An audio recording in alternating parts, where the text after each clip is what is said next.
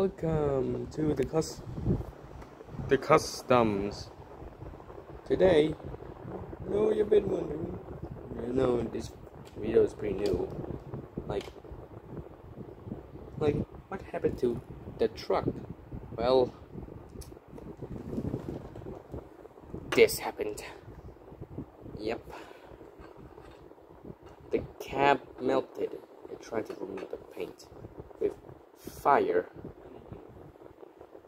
so I had to make a replacement with a paper/cardboard cab. Got this far, and just slides in and looks resembles a bit, and I would spray paint it.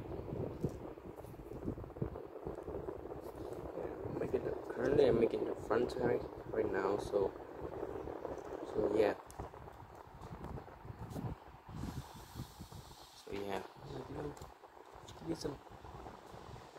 Give me some chance making models out of the paper. That would be all.